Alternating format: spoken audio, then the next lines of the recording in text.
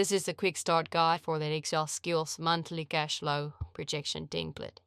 This template enables users to create a monthly cash flow forecast for any user-defined 3-year or 36-month period.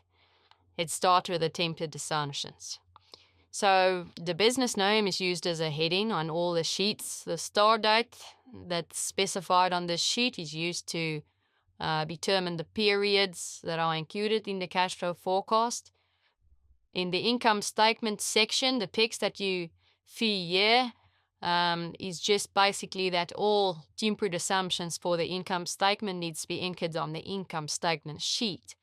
So this is the income statement sheet. It includes 36 monthly periods. Okay, and all the rows with yellow highlighting in column A require user input. If the row doesn't have yellow highlighting, then it's calculated. Okay, so this weird code in column A is important. The first 2 characters of this code is the sales tax code. So V1 in this first example is the sales tax code, and the percentage that is linked to the 1 on the assumption sheet will be applied in sales tax calculations. The C1 refers to the cash or credit aspect of the turnover amounts or expenses. So trade receivables for income and trade payables for expenses.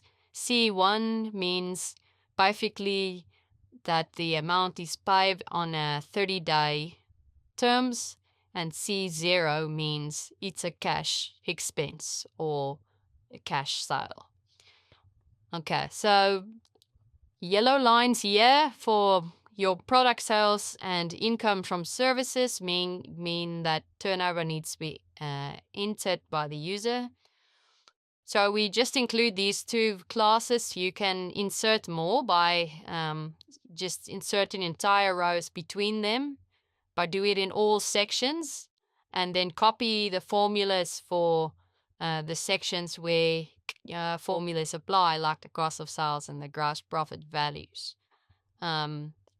So you enter the turnover levels, the gross profit, the percentages need to be specified by the user. As you can see with services, you just enter 100%.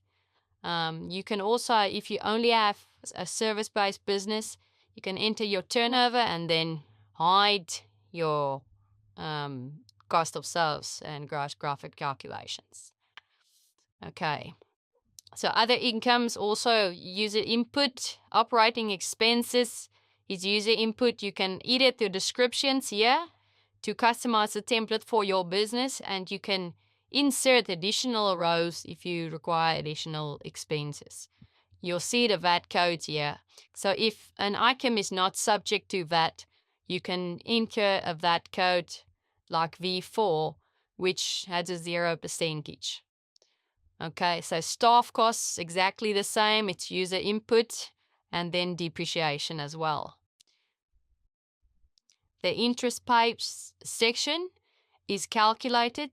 So all interest calculations are based on the loan amortization tables, where there's 3 loan amortization tables and 1 lease table.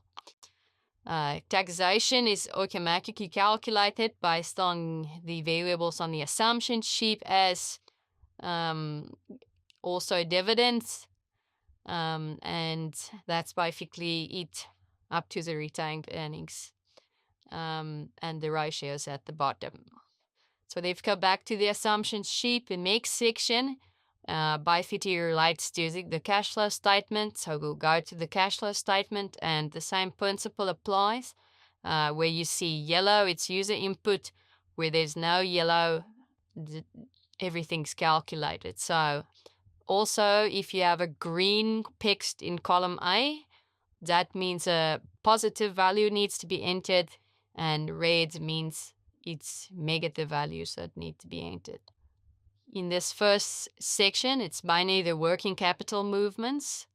that's needs to be entered, or some of it's calculated from the balance sheet.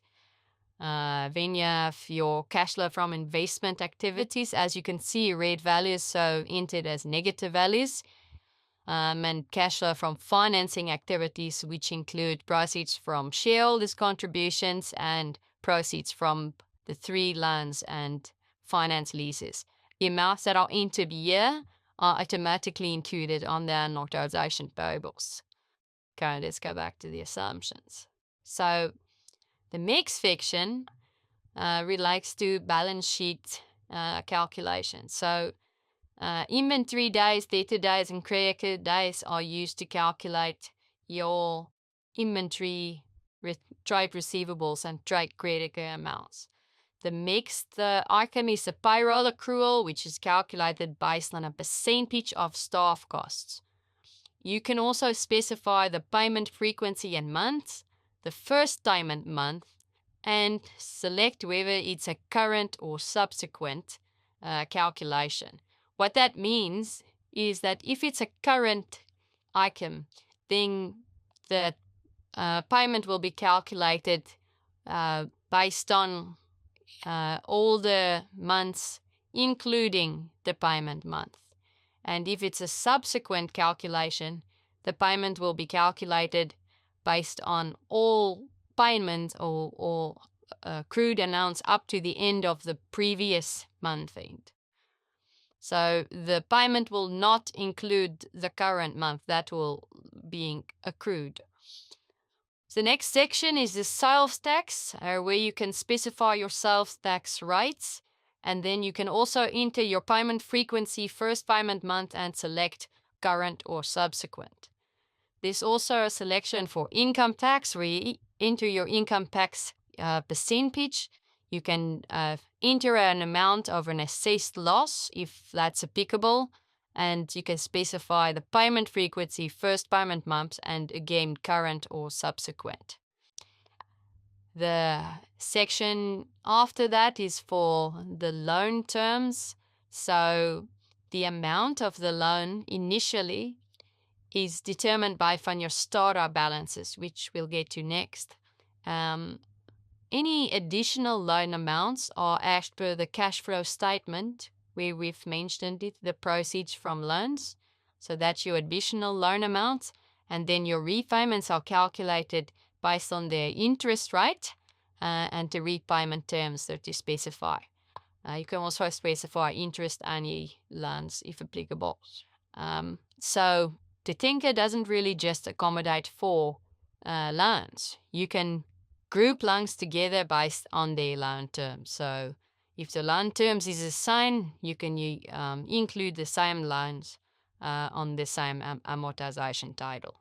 So the balance sheet opening balances, this section applies to the end of the financial period preceding the start of the template according to a Tinker Starlight.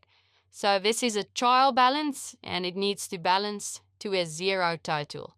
All your efforts are entered as positive values, and your equity and liabilities are entered as negative values. So all these balances are used as balance sheet opening balances. So you'll see on the balance sheet, that's your startup period. So that's the end of the month before the Tinker started. Okay. So the last section is the dividends. So you can enter a dividend percentage, which is based on make profit. You can also enter a payment frequency, a first payment month, and select cash, next, or subsequent. So cash means the same month, next means the month after calculation month, and subsequent means that it's applied based on the relationship between the payment month and your year end. Okay, so we've that's basically it for the assumptions. We've had a look at the income statement sheet, and we've had a look at the cash flow statement sheet. So in terms of the balance sheet, it requires no user input. Everything's automated based on the calculations on the other sheets. There's also a working spot at the bottom where you can view some of the formulas that we used in the balance sheet calculations. Okay, in terms of the amortization sheets, as I've explained, all the balances are based on whether there's an opening balance and being the additional line amounts that are entered on the cash flow statement sheet. So the interest charges are included on the income statement, and capital repayments are included on the cash flow statement. You have 3 automated sheets for loans and 1 for leases. There's no user input required on this sheet. And that's basically it.